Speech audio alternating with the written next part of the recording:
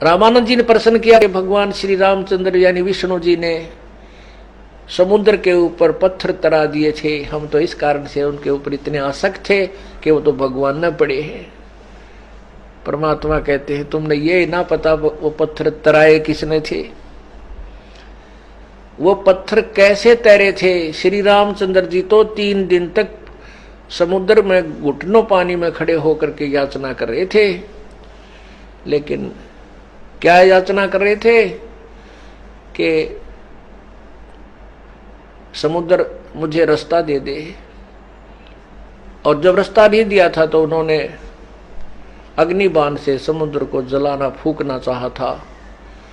तब समुद्र ने विपर रूप बना करके बाहर आकर के कहा था कि हे भगवान, यदि आप मुझे जला डालोगे तो भी आप वहां नहीं पहुंच सकोगे श्रीलंका में, क्योंकि ये सब जल सूख जाएगा और ये एक गड्ढा बन जाएगा बहुत गहरा, और पृथ्वी का सारी स्थिति समाप्त हो जाएगी। ना जाने इसमें कितना संसार प्राणी बसे हुए हैं, ये सब मर जाएंगे, नष्ट हो जाएंगे। आप ऐसा कीजिए सर्प भी मर जाए और लाठी भी ना टूटे। तब समुद्र ने बताया था कि आप ही के सेना में नल और नील नाम के 2 कारीगर भी हैं, वो इंजीनियर हैं, राज हैं, और उनके हाथ में एक उनके गुरुजी के द्वारा दी हुई एक शक्ति है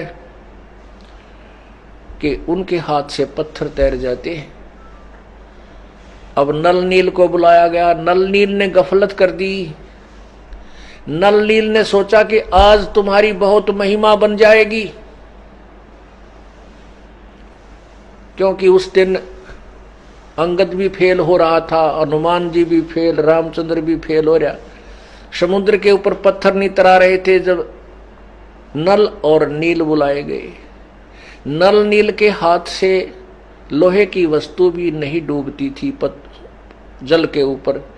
उसको आशीर्वाद परमात्मा कबीर जी कहते हैं, मैंने उनको वो शक्ति दे रखी थी। त्रेता युग में मैं मुनिंदर नाम से प्रकट हुआ था, जैसे वर्तमान में कबीर नाम से प्रकट हूं। उस समय इस नल और नील को मैंने ये शक्ति दी थी। ये बहुत अच्छे सेवक थे और ये बहुत श्रद्धालु थे, लेकिन इनके हाथ ये जो वस्त्र आदि धोने, कपड़े धोने नदी पर जाते थे, नहर पर, तो वहां दरिया में ये बहुत सी वस्तुएं गुम हो जाती थी।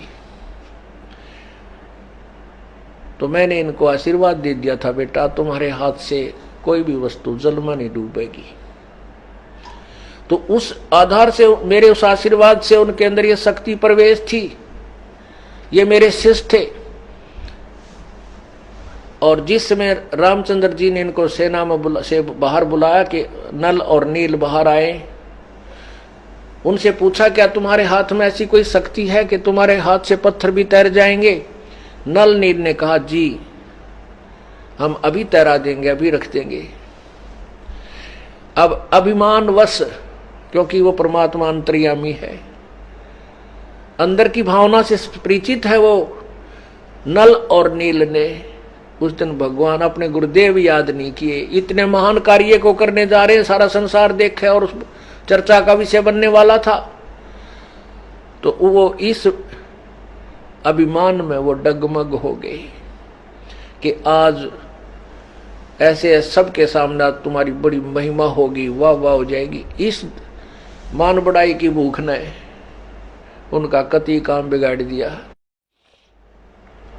उन्होंने पत्थर उठाया और बड़े चाव से, जैसे पहले फेंक देते थे ऐसे फेंक दिया। फेंकते ही वो पानी में डूब गया। दूसरा डाला, दूसरे ने डाला, वो भी डूब गया। अब एक दूसरे के मुंह की तरफ ताक रहे, आज ये केवनी भाई, आज ये क्या हुआ, हमारे हाथ से पत्थर नहीं तैर रहे। तब समुद्र ने कहा कि नल नील तुमने बड़ी गलती की है, तुम अपने परमात्मा, अपने गुरुदेव को याद करो। तुमने अपने गुरुदेव को आज याद नहीं किया। तब नल नील ने अपनी गलती महसूस की कि आज तो बहुत भारी गलती बन गई। तब परमात्मा कबीर मुनिंदर कहते हैं कि मुझे उन्होंने हृदय से याद किया। और परमात्मा कबीर जी बता रहे हैं कि मेरे साथ यहाँ के भगवान 21 ब्रह्मांड के मालिक ब्रह्म का ने मेरे से भीख मांगी थी कि मेरा बेटा मेरा अवतार बनकर जाएगा और ऐसे ऐसे घटना उसके साथ घटेगी। समुद्र पे पुल उस कृष्ण विष्णु से नहीं बनेगा, रामचंद्र से नहीं बनेगा। आप दया करिए मेरे बेटे की मदद करना और समुद्र पे पुल बनवाना प्रभु। मैंने उसको तथास्तु कह रखा था, इसलिए मैंने वहां जाना जरूरी था। अपने उस प्रॉमिस के अनुसार मैं वहां गया। मुझे देख करके नल नील ने कहा, ये आगे मेरे गुरुजी, ये आगे मेरे गुरुजी, ये आगे हमारे गुरुजी। चरणों में गिरे तो रामचंद्र जी ने भी प्रणाम किया। सभी मेरी तरफ देखने लगे। अब रामचंद्र जी को पता था कि जिनके शिष्य में ऐसी शक्ति थी तो गुरुजी में तो बहुत कुछ हो सकता है। रामचंद्र जी ने कहा, हे गुरुदेव, हे ऋषि जी, हमारे ऊपर एक बहुत बड़ी आपत्ति आई है।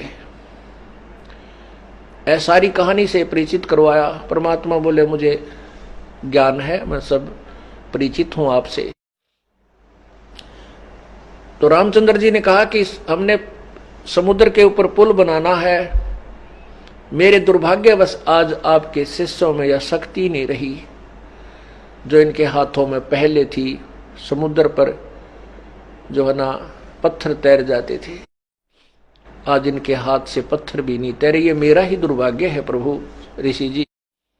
परमेश्वर ने कहा कि अब इनके हाथों से पत्थर कभी तैरेंगे भी नहीं, क्योंकि इन्होंने वो विष खा लिया जिसको हम बार बार मना किया करते थे।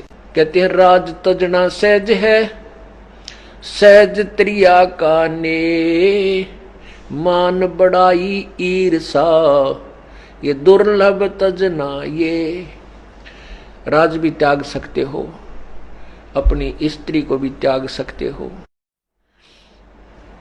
लेकिन मान बड़ाई को जीव नहीं छोड़ सकता। और जब तक ये नहीं हमारे से दूर होगा ये गंध, तब तक हम प्रभु के निकट जाने योग्य नहीं होंगे। इन्होंने वो मान बड़ाई का विष खा लिया, आज इनके हाथ में वो पावर नहीं रही। तब अब यहां परमात्मा क्या बताते हैं, जैसे माता गर्भ को रख यत्न बनाए, ठेस लगे तो छन होवे, तेरी ऐसे भक्ति जावे। जैसे किसी बहन को परमात्मा दया करते हैं, गर्भ रह जाता है, गर्भ में लाल होता है, बच्चा बेटा या बेटी होती है, तो उस गर्भ से वो कितनी चिंतित होती है कि हे परमात्मा, कहीं ऊंचे नीचे में पैर ना रखा जा, मेरा गर्भ खराब हो जा, कोई ऐसी गर्म चीज ना खाई जा जिससे मेरा बालक गिर जावे। यानी रात्रि के समय सोते समय भी वो एकदम फड़क के उठती है, कहीं मेरे बालक पर दाब ना आ गई हो। कहते जैसे माता गर्भ को रखे यत्न बनाए और ठेस लगे तो छन हो जा, तेरी ऐसे भक्ति जाए।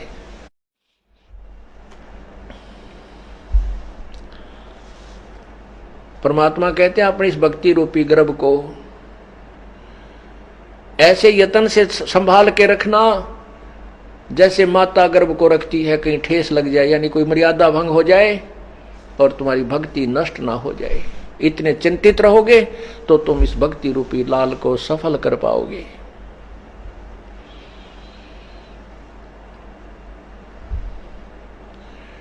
परमात्मा ने कहा कि ये जो सामने पहाड़ है, एक बिल्कुल साथ में एक बहुत बड़ा पहाड़ था, पर्वत था, उसके चारों तरफ परमात्मा ने एक रेखा खींच दी।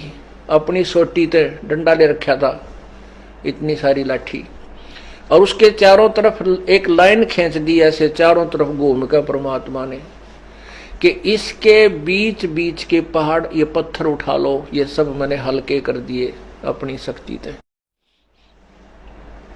वो पर्वत के वो पत्थर उठाए गए, उनको छोल छाल के, ये नल नील फिर कारीगर भी थे, इन्होंने अपनी उस कारीगरी से उनको छोल छाल के सेट करके उनमें जो चाहते एक दूसरे में फंसा के और रखने शुरू किए। वो पत्थर तैर गए और समुद्र पर पुल बना था। रे नल नील यतन कर हार, तब सतगुरु से करी पुकार। रे नल नील यतन कर हार, तब सतगुरु से करी पुकार। जा रेखा लिखी अपार सिंधु पे सिला तैराने वाले। जा सत रेखा लिखी अपार सिंधु पे सिला तैराने वाले। धन धन सतगुरु सत कबीर भगत की पीड़ मिटाने वाले। धन धन सतगुरु सत कबीर भक्त की पीड़ मिटाने वाले। भक्त की पीड़ मिटाने वाले, भक्त की पीड़ मिटाने वाले। धन धन सतगुरु सत कबीर भक्त की पीड़ मिटाने वाले। धर्मदास जी ने फिर परमात्मा की महिमा में, धर्मदास जी एक बहुत ही पुण्यात्मा प्रभु के शिष्य हुए। उन्होंने परमात्मा की महिमा से परिचित होने के बाद फिर उनकी महिमा में ये वचन कहे थे कि रहे नल नील यतन कर हार, तब सतगुरु से करी पुकार। आपने जा सतरेखा खींची अपार सिंधु पर सिला तैराने वाले। धन धन सतगुरु सत कबीर भगत की पीड़ मिटाने वाले।